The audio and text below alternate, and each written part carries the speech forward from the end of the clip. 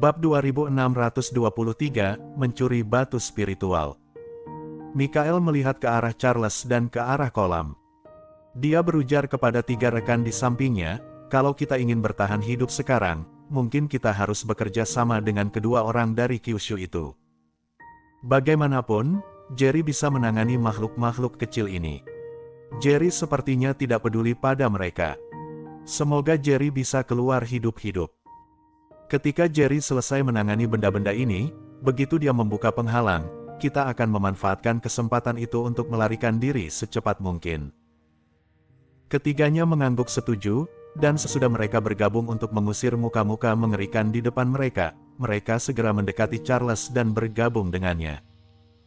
Di satu sisi, mereka ingin mempunyai lebih banyak kekuatan untuk melawan muka mengerikan di depan mereka, dan di sisi lain, mereka berusaha keras untuk membangun hubungan baik dengan Charles dan Jerry.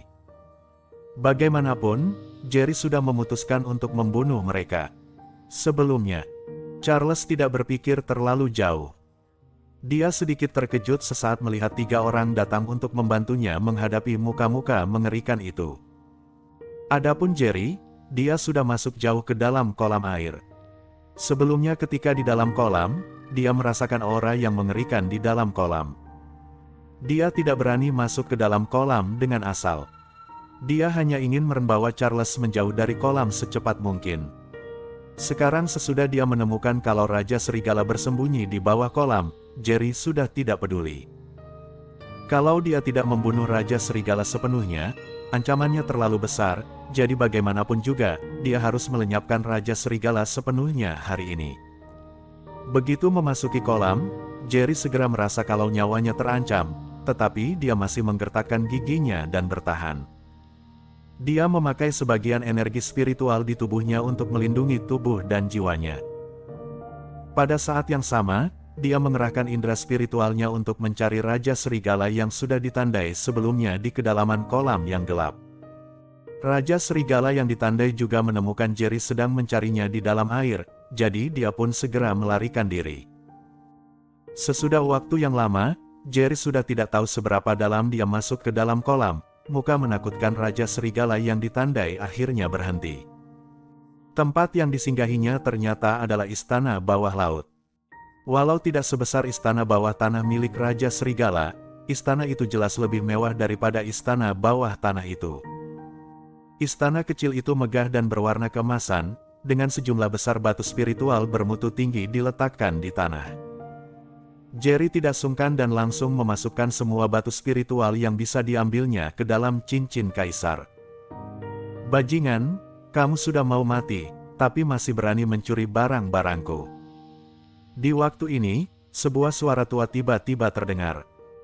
Jerry menemukan kalau suara ini sangat mirip dengan suara Raja Serigala di depannya, tetapi sedikit lebih tua. Jerry awalnya mengira kalau satu-satunya yang ada di kolam dalam itu adalah Raja Serigala yang baru saja melarikan diri. Muka-muka mengerikan lainnya seharusnya sudah keluar semua, dan seharusnya tidak ada yang lain di bawah kolam. Namun ketika mendengar suara ini dan melihat Raja Serigala di depannya tidak berbicara, Jerry segera menyimpulkan kalau ada benda lain yang berbicara. Makhluk itu sepertinya lebih menakutkan dari Raja Serigala di depannya. Di waktu ini, muka mengerikan dari jelmaan Raja Serigala di depan Jerry meraung, "Bajingan, berani sekali kamu mencuri batu spiritual di depanku, cepat serahkan semua batu spiritual itu."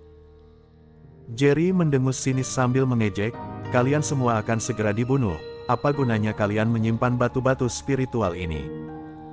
Raja Serigala sangat marah dan segera memamerkan taringnya, tetapi dia tidak segera menyerang Jerry. Jerry tidak memedulikan Raja Serigala. Dengan mata waspada, dia mengamati sekeliling dengan saksama melalui indera spiritualnya dan berteriak, "Barusan apa yang lagi berbicara? Keluar sekarang juga." Bab 2624, Lebih Mengerikan. Raja Serigala segera meraung, "Lancang sekali kamu." Kemudian, Raja Serigala melintas dan muncul di depan Jerry. Ada kabut hitam di sekelilingnya yang muncul dan menghilang dari waktu ke waktu, sangat aneh.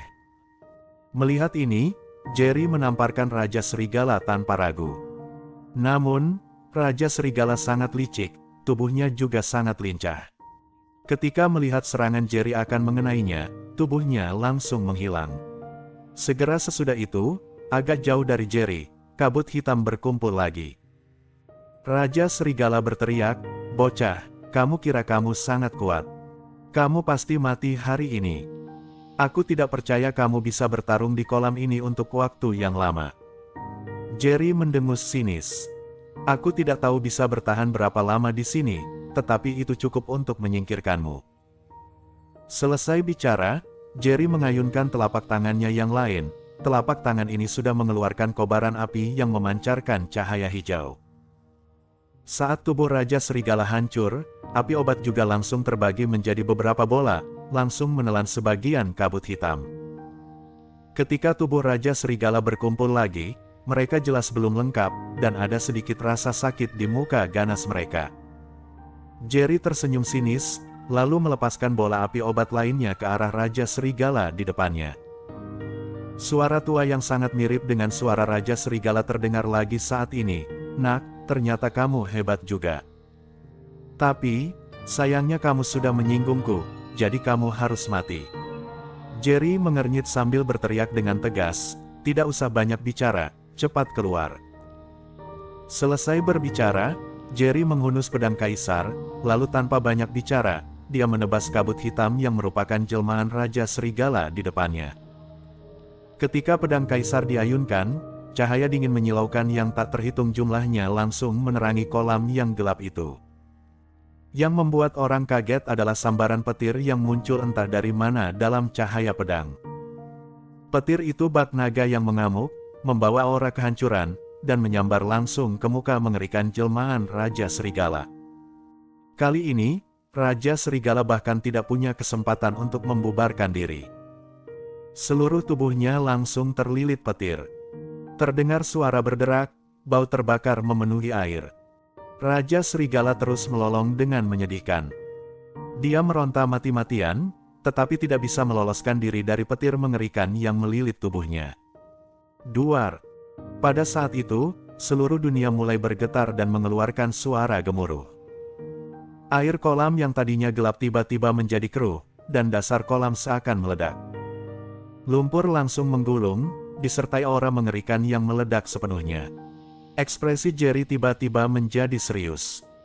Muka mengerikan dari jelmaan Raja Serigala, bagaimanapun juga, hanyalah jelmaan. Kekuatannya jauh di bawah Raja Serigala sebelumnya. Raja Serigala sebelumnya saja bukan tandingan Jerry. Dan sekarang, muka mengerikan dari jelmaan Raja Serigala ini lebih bukan lawan Jerry. Sesudah dibungkus oleh petir yang meledak dari pedang kaisar, vitalitasnya mulai menghilang dengan cepat.